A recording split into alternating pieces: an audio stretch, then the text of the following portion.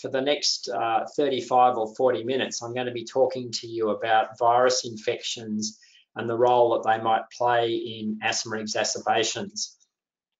So these are my conflicts of interest. I've had interactions with a number of pharmaceutical companies that you can see listed on the screen. I've had research funding from NHMRC and Asthma Australia. And what I haven't listed on the screen is I also hold shares in CSL, which has done very well over the last 10 years.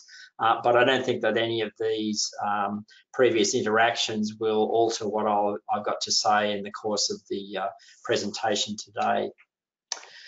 So asthma and viruses, I think everybody realises that viruses really play a very important role in asthma exacerbations. And exacerbations are important for a number of reasons, but first and foremost, they impose a really high clinical burden on patients, on their families and on the healthcare system, and occasionally people still die with asthma. We know from studies done over a really quite long period of time that the vast majority of asthma exacerbations are caused by respiratory virus infections, particularly the human rhinoviruses. It's estimated that in children, probably around 70 or 80% of asthma exacerbations are associated with a definable virus infection. In adults with asthma, the figure is probably slightly less, probably more around about 60 to 70%. You can detect a virus infection concurrently with the asthma exacerbation. And again, both in adults and in children, human rhinoviruses are the main contributor to the virus infections. The types of rhinoviruses that occur in children and in adults are slightly different. There's a type of rhinovirus called rhinovirus C that we see particularly in children, but doesn't seem to be such an issue in adults. But other than that, really rhinovirus is a problem for people with asthma across the age spectrum. But one of the really interesting things to think about is in considering virus-induced asthma exacerbations, where does the problem lie? Is the problem to do with the virus itself? Is the problem to do with the way that the immune response reacts to the virus, or perhaps a combination of both? And that's been something that I've been interested in my research for well over a decade now, and that's going to flavour some of the things that I'm going to say over the next little while in this presentation. There will be quite a lot of immunology, but I've really tried to keep it in a way that's readily explainable, and I'm hopeful that you'll be able to follow the line of argument that I'll be running. And this question that I've just posed, the issue as to whether the problem is with the virus, the immune response, or both, speaks into how we might approach the treatment of virus-induced asthma exacerbations, and I'll have quite a bit to say about that towards the end of the presentation.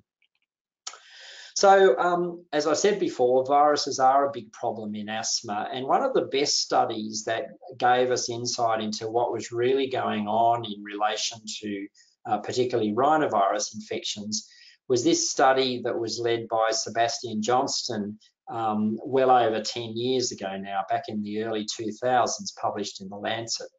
And what was particularly nice about this study is rather than doing a cross-sectional study, just looking at people coming to the emergency department or coming to see their GP with asthma attacks, what they did is they looked at pairs of people, so cohabiting couples, in fact 76 cohabiting couples, and they chose these couples quite carefully so that one of the couple had asthma and the other one didn't. And then they followed these people over a number of months from the late spring leading into winter to look at how often virus infections happened in the person with asthma and the person without asthma. And this was a really nice study design because the people, the couples were likely to be exposed to the same sort of environmental factors. They would have had the same degree of exposure to viruses, probably eating the same food, living in the same house. So many of the other variables that you think might make research in this area difficult, many of these variables were controlled by this really nice study design. What they found, interestingly, was that, and I should say before going into that, that each of the couples kept a detailed diary over the number of months of the study. What they found was that the incidence of colds or upper respiratory tract infections was no greater in the people with asthma than the people who did not have asthma, which I guess to some degree was a bit of a surprise. Where the difference was related to the consequences of those virus infections. So particularly the people with asthma, when they did get a cold, they were much more likely to develop chest symptoms than their partners who did not have asthma.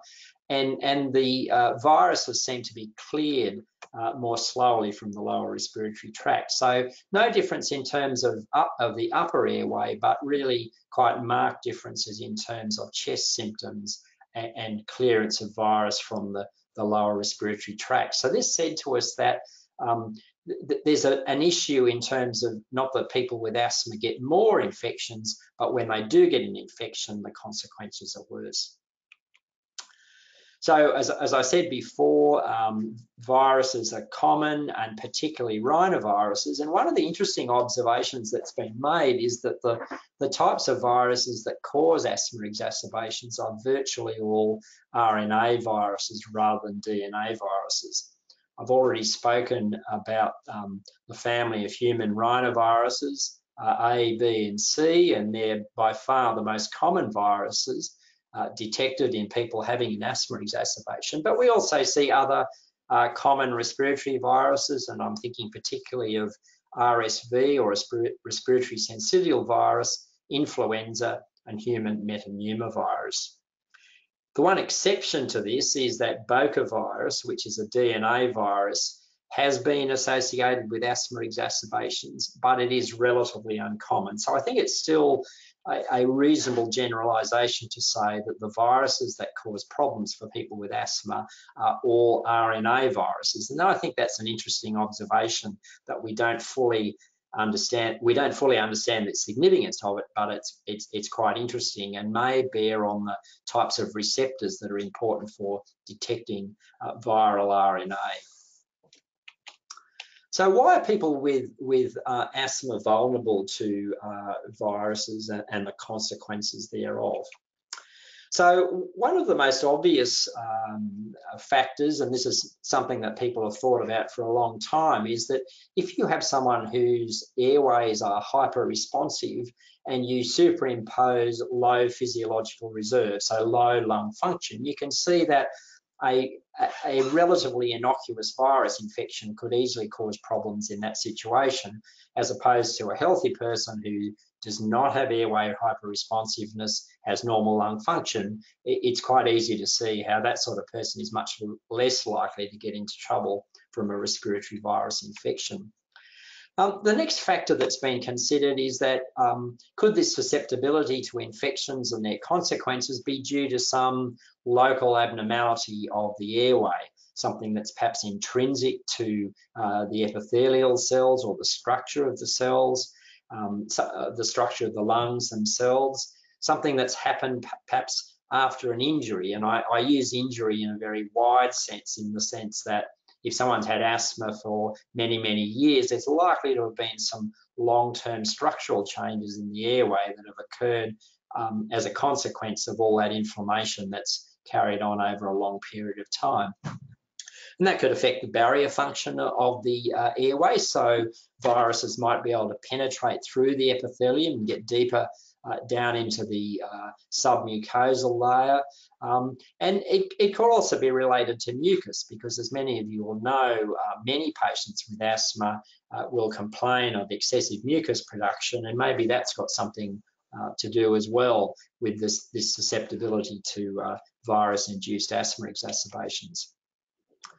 But over and above those first two factors, I think it's becoming increasingly clear that there's something a little bit odd about the way the immune system functions in relation to virus infections. And I'll be talking about that shortly. This could be immune deficiency or it could be immune dysregulation, and I'll go into the evidence for both of those possibilities over the coming slides. But before we go into that in too much more detail, there are some interesting observations from clinical studies, from epidemiology, that you really need to think about in trying to understand why it is that people with asthma seem to be susceptible to virus-induced asthma exacerbations. And one of these is that there seems to be some sort of a synergy between allergy and virus infections.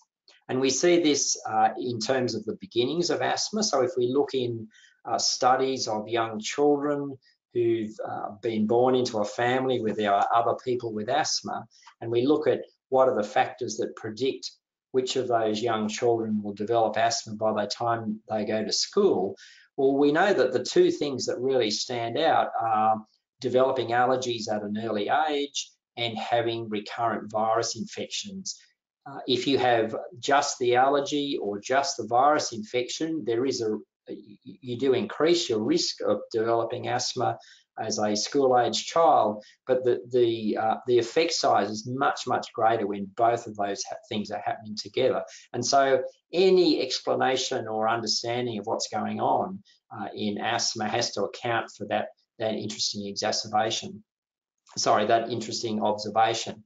And we also see that in terms of the data around exacerbations occurring in people with established asthma, where we often see clinically where an asthma exacerbation will occur at the height of the pollen season, or where there's some exposure to some other allergen.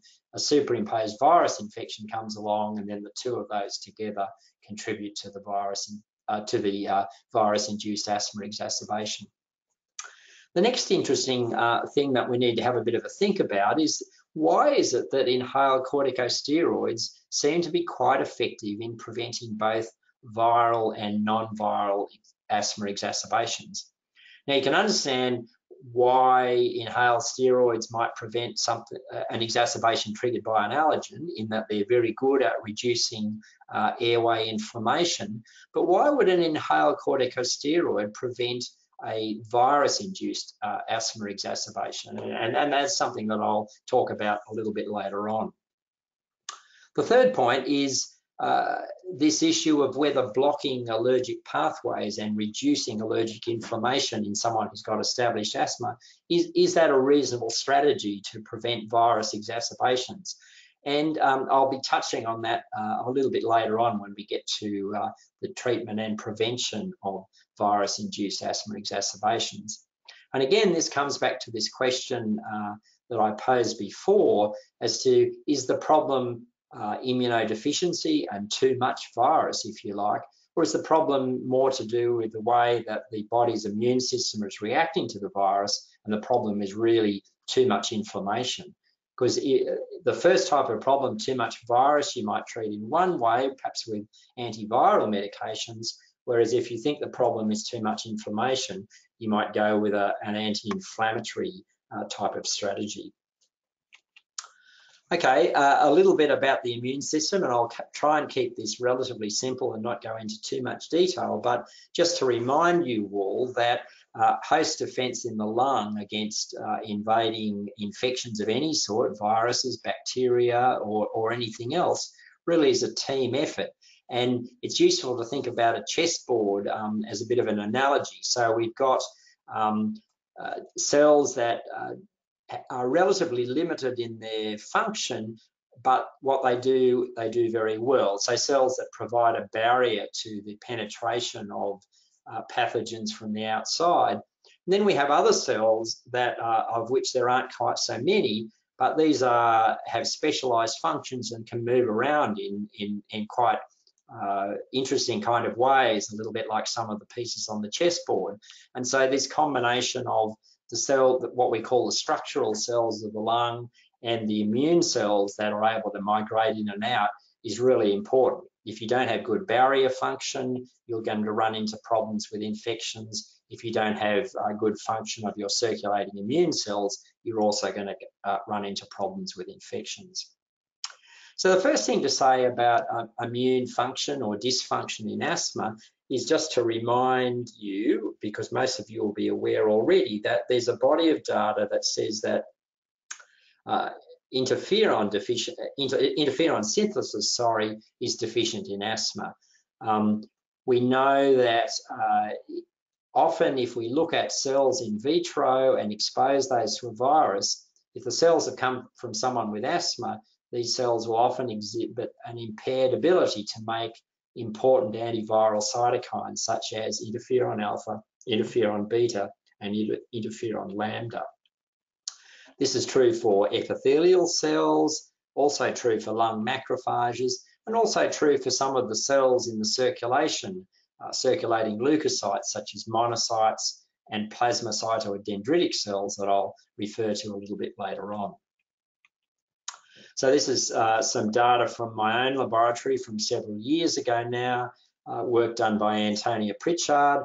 We had a group of 18 healthy people and 18 asthmatics, took their blood mononuclear cells, this is the PBMCs here, stimulated them in tissue culture for 24 hours with rhinovirus, and the people with asthma exhibited a substantial reduction in their production of interferon alpha, consistent with what's been shown in the literature for some of those other cell types I mentioned earlier. But this sort of data around interferon deficiency is certainly not universally reported, and there are quite a few studies now that have been unable to replicate this initial data around interferon deficiency. I think it's fair to say that the interferon deficiency doesn't seem to be quite so prominent in those with mild asthma, and this has raised the possibility that maybe the problem with interferon deficiency is not widespread in asthma, but rather confined to a subset of people with asthma. Many of you will be familiar with the concept of asthma phenotypes, or flavours of asthma, if you like. And people in Newcastle in particular have played a really important role in defining some of the phenotypes of asthma that are now quite well accepted. Things like eosinophilic asthma, which is typically very steroid sensitive, neutrophilic asthma, which is relatively insensitive to corticosteroids. There are a small group of people who have both eosinophils and neutrophils. And then finally, a group of people where there's not really very much sign of inflammation in the induced sputum. So we really recently took the opportunity to look at this across a fairly large group of adults with poorly controlled asthma, and this was a subset of patients who are enrolled in the AMAZES study that many of you will be aware of. Jodie Simpson, together with people from my group, played a key role in the laboratory side of this project. So the patients that we looked at were late middle age, predominantly female. They were generally treated with quite high doses of inhaled corticosteroids. About 2/3 of them were atopic. Their asthma control questionnaire was consistent with inadequately controlled asthma with an average ACQ-6 score of 1.7, and they had mild impairment of lung function on average. So what did we find? Interestingly, in this study where we broke people down into the different subgroups based on the type of inflammation in the induced sputum, it was really the people with neutrophilic asthma, shown in the green bars here, in whom interferon deficiency was really most evident. Whereas in the people with eosinophilic asthma and those with little sign of inflammation, the interferon production was relatively similar. Interestingly, across all the patients in this study, all 86, there was an interesting inverse relationship between the ability of cells from the blood to make interferon with virus stimulation and the amount of inhaled corticosteroids. The correlation is modest, but still statistically significant. And you see that the greater the dose of inhaled corticosteroids, in general, the lower the person's ability, or the person's cells were less able to make interferon alpha in response to rhinovirus stimulation in vitro. So we did some multivariate analysis to look at what were some of the variables that were independently associated with rhinovirus stimulated interferon alpha, and we found 3 independent variables. So having lots of sputum neutrophils was inversely proportional or negatively associated with interferon production. As I just showed you on the last slide, the inhaled steroid dose was negatively associated with interferon production, and somewhat surprisingly, being atopic was actually positively associated with interferon production. So these people tended to have higher interferon production. But if you look here in this multivariate model, the correlation coefficient, as I said, was significant, but relatively modest. So there's obviously a whole lot of unexplained factors that were contributing to the variations that we saw in immune function. So what are some of the mechanisms? Well, it could be directly related to neutrophilic inflammation, and those of you that work in this area will know that patients with neutrophilic inflammation often have a large amount of the cytokine IL-1 beta produced in vivo, and possibly that is inhibiting interferon production. The other thing that I've mentioned a couple of times now is the role of inhaled corticosteroids. So we thought about this a lot and wondered, does this mean that the inhaled steroids are actually bad for your asthma in this setting, in the sense that they're inhibiting the ability of cells to produce interferon in response to a virus? We don't think that's actually the case, and the reason I say that is that these studies involve cells from the peripheral blood, and it's a little bit hard to see how inhaled steroids could inhibit the function of cells in the blood unless there was substantial systemic absorption, which might have been happening in some of the people on the very high doses. But I think the more likely explanation is that inhaled corticosteroid dose is a surrogate for asthma severity. So I think what this is saying is that the more severe your asthma is, your doctor tends to put patients like this on higher doses of inhaled corticosteroids. And so I think the link with low interferon production is probably more likely to be related to asthma severity rather than the medications themselves, but still something that's worth thinking about for the future. And my personal view is that there are a group of people in whom we may be treating them with too high a dose of inhaled steroids, and this may, under some circumstances, predispose them to virus infections. But that's something that needs a lot more research done. Okay, I mentioned before this cell, the plasmacytoid dendritic cell. It's a very uncommon cell in the peripheral blood, but it's important because it makes a lot of interferon. It punches above its weight, and on a cell-for-cell basis makes way more interferon than any other cell in the circulation. I've been doing studies on this for over a decade now.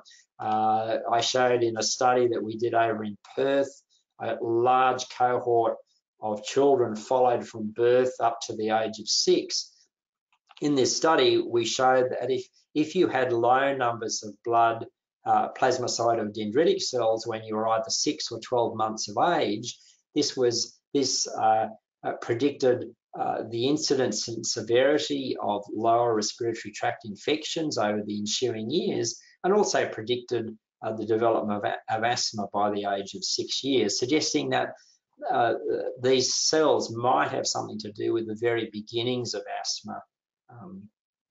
There's also good data in adults with asthma that the function of these cells might not be normal. There's one study from 2008 showing that these cells make less interferon alpha in the context of atopy, which was a little bit different to the study I showed you from before. And then this study here, pardon me, which looked at influenza-stimulated PDCs and showed that if you looked at these cells from people with asthma, they secreted less interferon alpha than the same cells from healthy people. And this is that Gill paper that I quoted just now. This is a graph from their paper showing that if you purified these plasmacytoid dendritic cells, stimulated them in cell culture with flu A or flu B, the people with asthma made significantly less interferon alpha to both of these viruses. And this was published 9 years ago now. Okay, there's evidence that other cells may be acting abnormally in asthma, and these are a series of studies that I won't go into any detail in the interest of time, but most of these have used HRV or human rhinovirus, stimulated cells, mostly from adults, and found a variety of abnormalities in cytokine production in people with asthma relative to healthy people. I'd be happy to answer questions, but I think in the interest of time, I won't dwell on this too much further.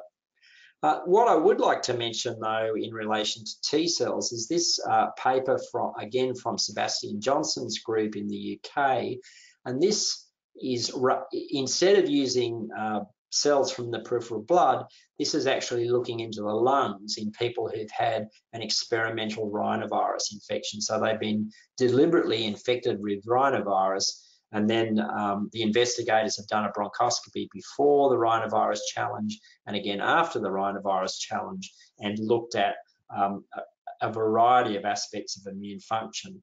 And interestingly, in this study, they showed deficient induction of what were called Th1 cytokines, another cytokine, a regulatory cytokine called IL-10, and increased production of Th2 cytokines, which you probably know are the allergic or type cytokines that are often associated with asthma. I want to speak briefly about another cytokine called IL-33, and then we'll get on to some more clinical aspects and say something about treatment. Reason that interleukin-33 is important is it's what's called a Th2 instructive cytokine. So it's not a Th2 cytokine strictly itself, but it instructs other cells of the immune system to go down that Th2 allergic eosinophilic type pathway. There's been a lot of data over recent years in genome-wide association studies suggesting that variants in IL-33 are linked to the risk of developing asthma. It's produced by epithelial cells, and there's certainly an emerging body of data to show that people with asthma make more IL-33 than healthy people. And I guess of more interest in the future in terms of therapy, it's likely that we'll be seeing clinical trials of antibodies that block this IL-33 cytokine. They'll likely be coming through the clinical trials in the next few years. So I just wanted to talk briefly about a study that we did just a couple of years ago, looking at whether IL-33 could alter the way that the immune system reacts to human rhinovirus. We did this in a group of healthy donors and some people with mild allergic asthma that had not recently had a respiratory infection. We took their blood mononuclear cells, exposed them to the IL-33, cultured them with rhinovirus. And the interesting thing was that in the healthy people, but not in the people with asthma, but not in the healthy people, we saw increased production of one of these Th2 cytokines, interleukin-33. So IL-33 had different effects in the cells from the asthmatic and healthy people. And this similar sort of results with interleukin-5, an important cytokine for promoting eosinophilic inflammation. Again, IL-33 boosted IL-5 production in the people with asthma that was in the cells that were stimulated with rhinovirus, but this effect was not statistically significant in the healthy people. So IL-33 seems to be having some differential effects on the way that the immune system reacts to rhinoviruses in asthmatic and healthy people. And that may be one of the reasons why in the setting of a rhinovirus infection, some people's type 2 inflammation actually gets worse and therefore leading to an asthma exacerbation. And it's going to be interesting when the IL-3 monoclonal antibodies come into the large-scale clinical trials, whether we actually see prevention of virus-induced asthma exacerbations. So there are a number of hypotheses for this interaction between allergy and viruses that I mentioned a little bit earlier on. One is that there's a common predisposing factor, which might be something to do with innate immunity and the ability to make interferon. This makes people vulnerable to virus infection, but also more prone to type 2 inflammation or Th2 biased immunity to both allergens and viruses. And that may or may not be associated with some abnormality in regulation of immune function. Secondly, there's the possibility that the problem all starts with the allergy, which then alters the way that the body responds to a virus. And I've talked already about how baseline inflammation and airway hyperresponsiveness can amplify the clinical effects of a virus infection. There's data that I'll speak about again a little bit later on, that if you engage the IgE receptor on particular immune cells, this actually inhibits their ability to produce cytokines, including interferon, that fight off virus infections. And then the final possibility is that the interaction's happening in the other direction. So it all starts with the virus, which then alters the way that the host immune system reacts to the allergens. So there are proteases within viruses which potentially could induce or augment Th2 immune responses. There's been a lot of work done over recent years on the way that viruses can reprogram airway growth and epithelial cell development. And then there's also this concept of viruses inducing the release of important mediators from epithelial cells. I've spoken briefly about IL-33, but there are a number of other cytokines, things like TSLP, again, a cytokine for which there are now monoclonal antibodies available, and we'll see these increasingly come into large-scale clinical trials. So let's change gear a little bit, and in the last 5 or 10 minutes, talk about some of the therapeutic approaches. What can we do to prevent virus infections? And the little picture on the right of the slide is really, I think, the most important and practical thing that we can do in the here and now, and that's good hand hygiene, both within hospitals and healthcare settings, but also importantly within the home. And I always say to my patients with asthma, particularly those that are late middle-aged or elderly, that if any of the grandchildren have a virus infection, to tell them to stay away until that virus infection has gone away. But what are some of the other more specific things that we can do about preventing or treating virus infections in people with asthma? I'm going to speak about antiviral medications, say a little bit about inhaled interferon, vaccination, macrolide antibiotics, and biologicals. So in general, the antiviral medications that have been developed up till now have been quite disappointing. There have been a number of drugs that have been developed with the aim of preventing or treating rhinovirus infections, and these have generally been quite poor. Their effects have been minimal, and to my understanding, these have generally not gone into any further development within the relevant drug companies. You'll be aware that Tamiflu is used and approved for use in influenza, though you'd have to say that the effect of Tamiflu is relatively modest, probably reducing illness duration by a day or something like that, slightly reducing illness severity. And one of the big problems with Tamiflu is that it has to be commenced quite early in the clinical course of the infection to have any effect. As I said, it would be fair to say that there aren't any effective ways to treat rhinovirus infections, or it would have been true to say that a few weeks ago, but at the recent ATS conference that I attended just a few weeks ago, there was some really interesting data with a small molecule, a thing called an mTOR inhibitor, which I hadn't heard much about at all, but there's a small startup company in the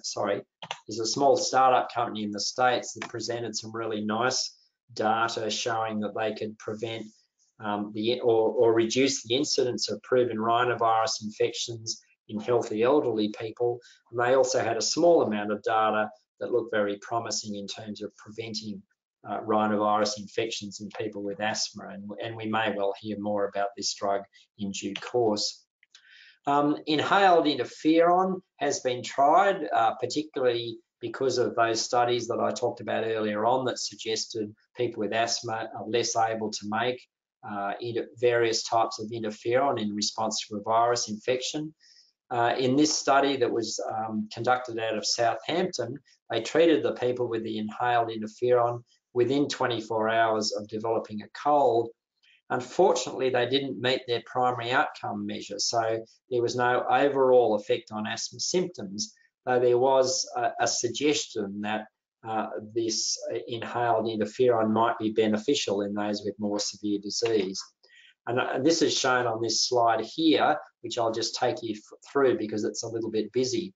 So if you look at part A of this figure, you can see they've looked at the change in the ACQ-6 score in the people treated with placebo versus inhaled interferon beta. And there's a slight difference, but it's not statistically significant, and it's certainly not within the clinically relevant difference in the overall group of people with asthma. But if you looked in the subgroup of people with more severe disease, so these were people on high intensity treatment, they did see a clinically significant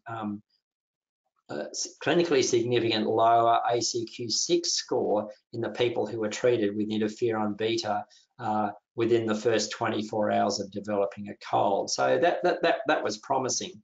If you look at lung function, you'll see that in the black symbols refer to interferon beta, the open symbols are the placebo arm of the study. If you look at morning peak flows in the overall group, interferon beta was associated with slightly higher peak flows, but probably not clinically relevant. The effects might have been slightly bigger in the more severe group. And then they also looked at viral load in the sputum, and there was a trend for the viral load to be lower in those on interferon beta, but this was not statistically significant. What about vaccination? Influenza vaccination, as I'm sure you're aware, is modestly effective at preventing influenza infections, and certainly it's recommended for people with asthma. There have been attempts over the years to develop a vaccination against rhinovirus, but this is very, very difficult because there are so many different varieties of rhinoviruses. You vaccinate against what you think are the most common strains, and before you know it, there's another 50 or another 100 popping up. And so I personally don't think there's much future in a rhinovirus vaccine, but I'd be happy to be proved wrong in the future. But at the moment, vaccination against rhinovirus is certainly not clinically indicated. What about biologicals? And here there has been some quite interesting data. And what I'd like to do is tell you about a study that was published a few years ago in the Journal of Allergy and Clinical Immunology. And what they did here was took a group of older children and teenagers and gave them omalizumab, anti-IgE or Xolair, just prior to the peak season for rhinovirus infections and this study was conducted in North America. So you'll probably be aware that in North America, the children are on school holidays over the summer months. They all come back to school at the beginning of September, and this in the autumn or as they call it, the fall. And September, October is always associated with a spike in rhinovirus infections and asthma exacerbations in North America. And what they did was treated these group of children and teenagers with omalizumab. They started a little bit before the autumn started and then continued for a period of time afterwards. And what they were able to show in a subgroup of children was reduced exacerbations,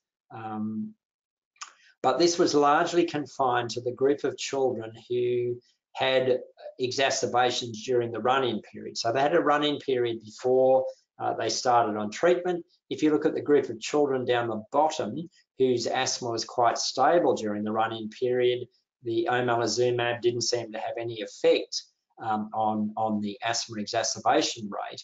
But in the group of children whose disease was unstable, treating them with Xolair before autumn began and before they went back to school was associated with a significant reduction in asthma exacerbations across a number of groups.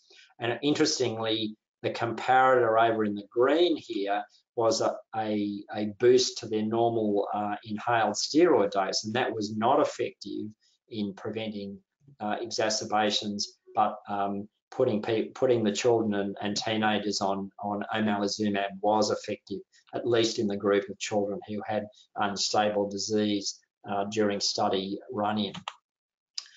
The same group has followed up looking at the virology of this sort of response and shown that treatment with omalizumab in a larger group was able to reduce the prevalence of laboratory confirmed rhinovirus infections, and there was also a small reduction in peak viral shedding. And this, I think, speaks to that interesting interaction that I mentioned before between allergic pathways on the one hand and antiviral immunity on the other. And there was also a beneficial effect on cold-like illnesses, confirmed virus-associated cold-like illnesses, but no effect on the duration of these colds. I should say that it'll be interesting to see with some of the other biologicals that we now have available in Australia as to whether they have any effect on virus infections. I personally don't think that the anti-eosinophil treatments will affect virus infections, but again, I'd be happy to be proved wrong as more evidence comes out. What about macrolides? We all know that that they reduce asthma exacerbation risk, and this was best shown in the AMAZES study from Australia that was published a couple of years ago. Macrolides have a whole range of very interesting effects. We know they're anti-inflammatory, and there's a little bit of data to suggest that they may have antiviral effects, and I think this is something that we need to do more work on and look into this further. So this is using macrolides in a preventative strategy, not using macrolides for the acute treatment of respiratory virus infections. So it's time to wrap up because time is getting away from us. As I said at the beginning, this is one of the really important take-home messages, that viruses often do trigger asthma attacks. I think the jury is still out as to whether the problem around immune function is immune deficiency or immune dysregulation. Is it too much virus or too much inflammation? I think we really need to know quite a bit more about that, and it may vary. As I've showed you earlier on, it may vary depending on what type of asthma you have, what type of phenotype. What can we do about management in the here and now in 2019?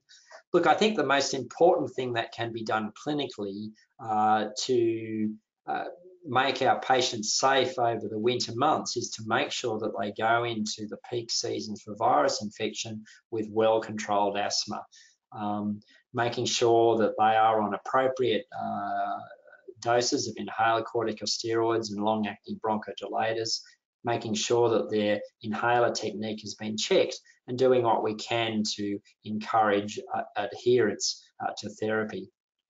There is a bit of a question that over-treatment with inhaler corticosteroids might be making some people worse, but I don't think we're in a position at this stage to really make any dogmatic statements about this. As I've indicated, there's a little bit of data to suggest that omalizumab might be helpful in this setting, and I think for someone who's having who's got severe asthma, who's highly allergic, and who tells you that they get a lot of virus infections, particularly at times of the year when they're being exposed to a lot of allergens, this might be a good indication to think about omalizumab in these people. And then finally, there's the question of macrolides and whether we could prevent asthma exacerbations due to virus infections more effectively by treating some of our patients with low-dose macrolides. So that's all for now. I'd like to thank all the people that have worked with me, that have contributed to this research, people in my own lab, people in Newcastle, and thanks to Steve Maltby in the CRE for asking me to present to you today, and I'd be happy to take any questions. Thank you very much, John, for an excellent presentation. We can take questions here in Newcastle, and I'll just change over the screen here.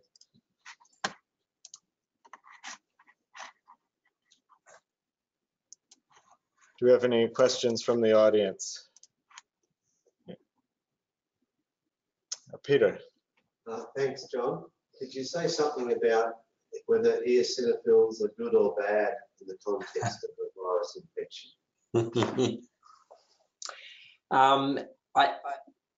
The short answer is I don't know, Peter. I think there's some interesting data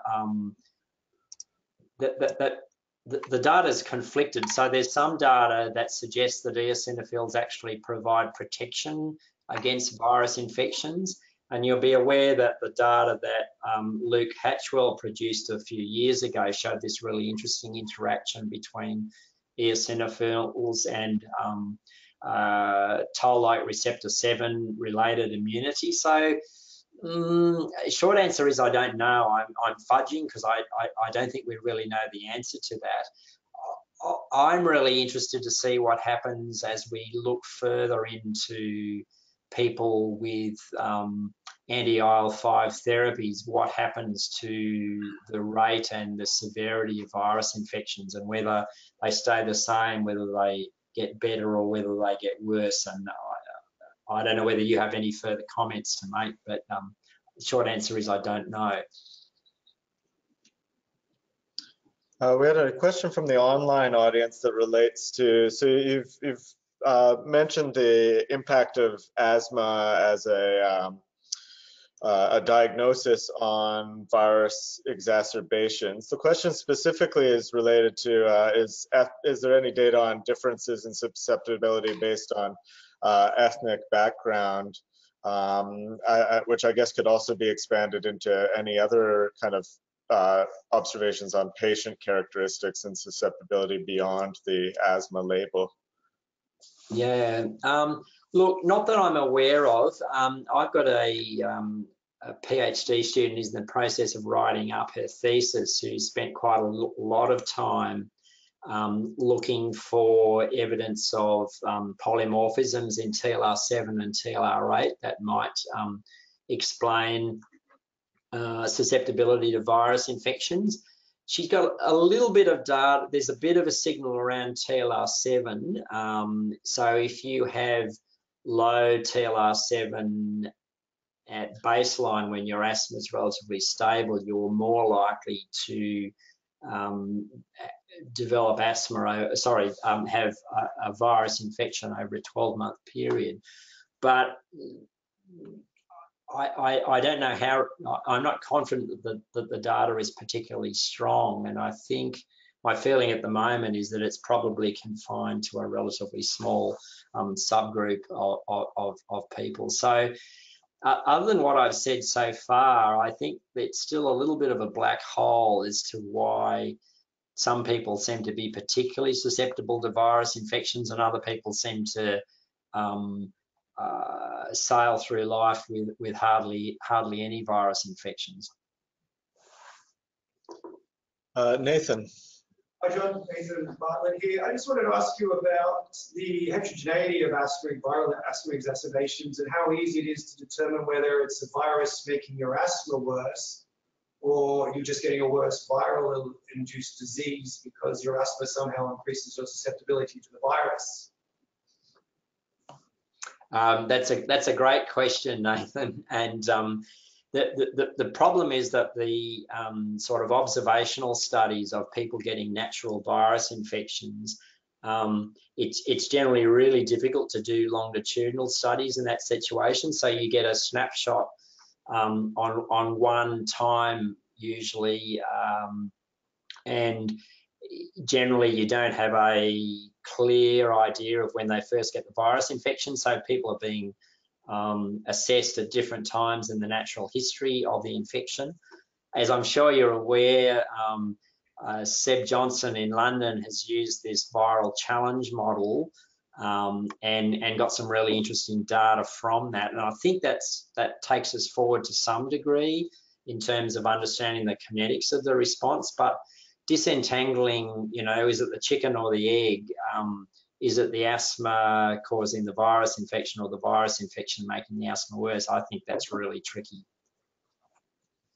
I think the only other thing to say in relation to that is that the data with anti-IgE is relatively clean in the sense that you're only inhibiting a single pathway. You're just blocking IgE, and I think it's fascinating that blocking IgE reduces reduces the rate of virus-associated asthma exacerbations and also reduces viral load. I think that's fascinating and gives you a better idea about mechanisms and what's leading to what.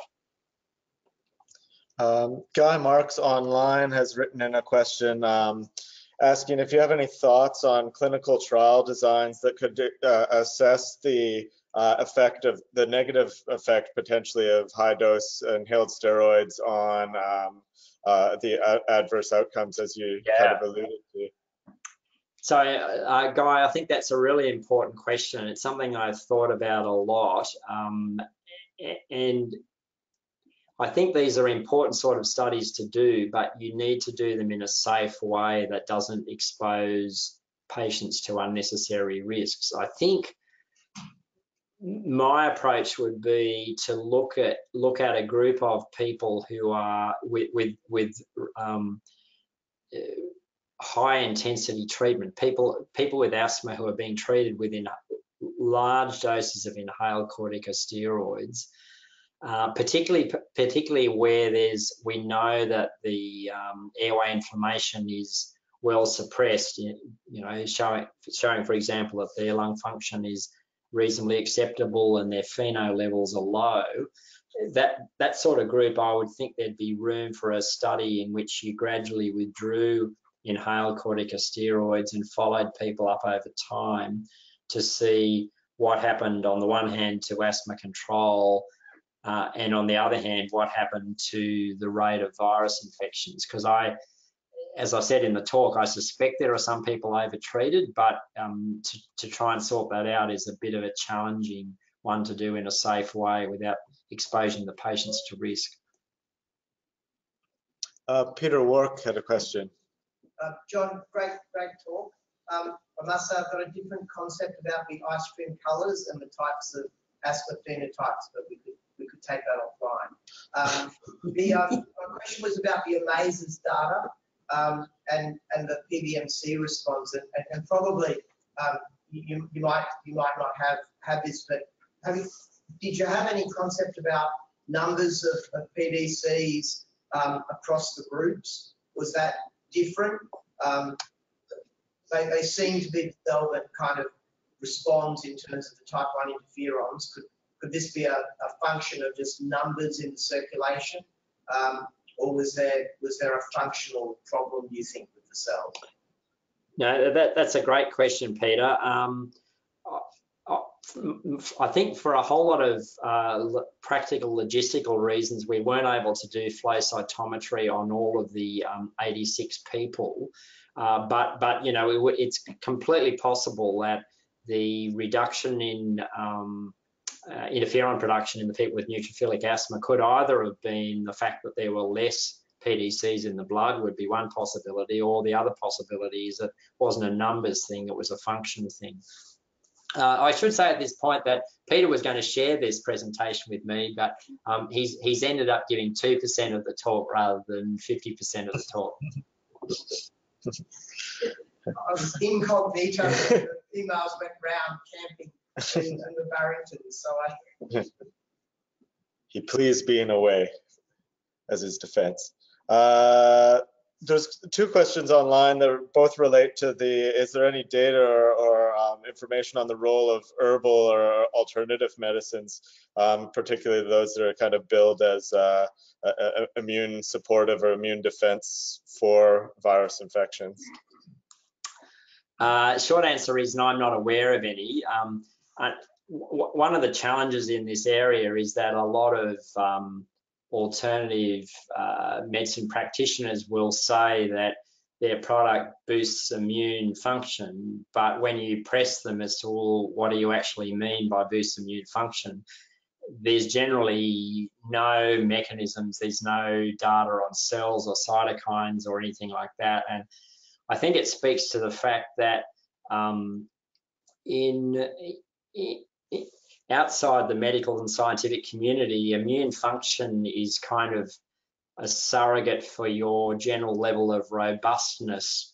That's whereas in the healthcare setting and in research, we've got a very, very specific idea of what we think about immune function. But I think when you hear someone say that they've gone on a new diet or they've taken, you know, extract of endangered species and it's boosted their immune function, what they usually mean is that they feel stronger or more robust in a kind of a very generic sense, rather than being able to point to changes in some of the things that we might look for in terms of immune function. But yeah, to get back to the question, I'm not aware of any data around any herbal or alternative products.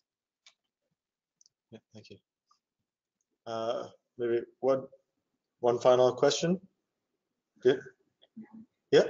Yeah, I have a question about the steroid treatment, the over-treatment of steroids. Is there a specific dose or amount that you say is over-treatment? Yeah, so relating to the steroid over-treatment that you mentioned, is that something that you would see as having a kind of a threshold dose or level that would play a role? That's a good question. I think conceptually there probably is. The in vitro data would suggest that if you treat cells with corticosteroids in vitro, that the ability to inhibit interferon or other cytokines is very much dose dependent on the one hand, and then on the other hand you've got the observation that seems quite robust that treating asthma and in fact treating eosinophilic inflammation in the lungs has a bit of a plateau. So you get a lot of effect at low to medium doses. That as you push the dose of inhaled steroids to really high doses, the effectiveness in terms of reducing eosinophils really becomes quite blunted. So if you put all of that together, I think there is going to likely to be some threshold, but what that threshold dose might be, I don't know, and I think it's something that really needs to be worked out. But I certainly, please don't think that I'm advocating that there's a whole bunch of people with asthma who should stop their inhaled corticosteroids. I'm more just tossing out the idea that there perhaps are some people who are overtreated, and we should have a think about, as Guy said, think about appropriate trial designs to try weaning or back titrating the doses and seeing what happens in relation to viruses and asthma exacerbations. And getting to that balance between beneficial effect on asthma on the one side and impact on infection on the other. Yeah. You said it very well, Steve.